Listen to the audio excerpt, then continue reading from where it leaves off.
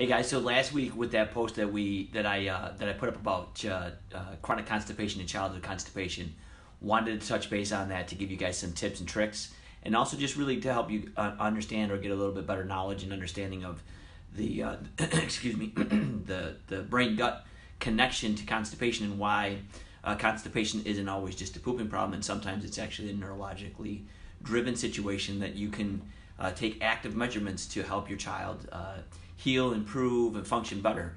So when the nervous system is functioning correctly, it has two different basically phases that it works in, right? Fight, flight, or rest and digest. And when the nervous system is under stress, tension, or irritated, especially when there's problems in the upper neck that can interfere with the ability for the brainstem to mature, grow, and function the way it's supposed to, the nervous system tends to get locked into that fight-flight response. And part of the fight-flight response is to basically take the blood, oxygen, and nutrition and those types of things away from your gut and put it into your musculoskeletal system so that you can run, fight, flee, do whatever you need to do to survive in that actual moment. The unfortunate aspect of that is when our lifestyle or when this neurologic stress and tension is locking us or locking your kid in that fight-flight response, it chronically reduces blood flow, oxygen, and nutrition, as well as muscle tone and strength and function to the gut and the colon, which makes it a lot harder to go to the bathroom on a routine basis and with comfort, because the gut doesn't have enough, or the colon doesn't have enough strength to actually have that peristaltic movement, that pushing movement, to actually have a good solid bowel movement. And the nervous system, as it's affecting the gut, also the gut's not, it's not as effectively nourishing itself or digesting food and actually getting nutrition from the food.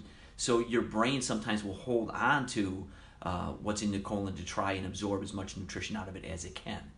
So that's a huge step in helping these kids, is to get their neurologic system and their function in order again. And there's a couple different things that we could do in order to do that. One of the things that we want to do is definitely consult with a healthcare practitioner to make sure there's no disease processes or anything like that going on. If all those have been ruled out, then having a visit with your family chiropractor, or making a series of visits to help your child's system and help that nervous system start to heal and recover and go from that fight-flight response into that peristaltic or rest and digest response.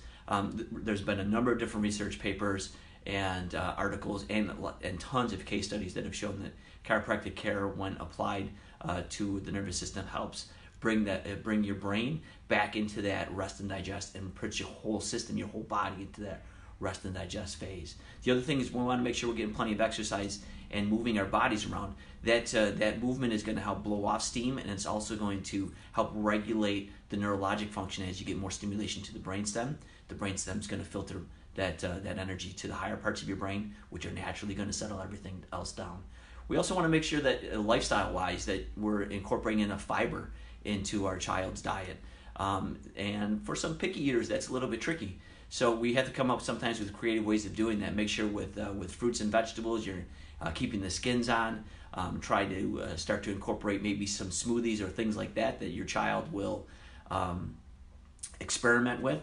And in the beginning, you can make smoothies like with a lot of fruit so that they're sweet and tasty. And as time goes on, maybe even kind of incognito or without your kid knowing, add some greens to those smoothies. And you may even find some recipes that have fruits and greens in them that really would help give you a lot of nutrition, but also a lot of fiber to help them have routine bowel movements, and also making sure they're drinking plenty of water to stay hydrated. I hope that helps with some of the understanding with constipation. And one of the reasons why we're doing this is so that we can help you just become more of an expert in your child's health.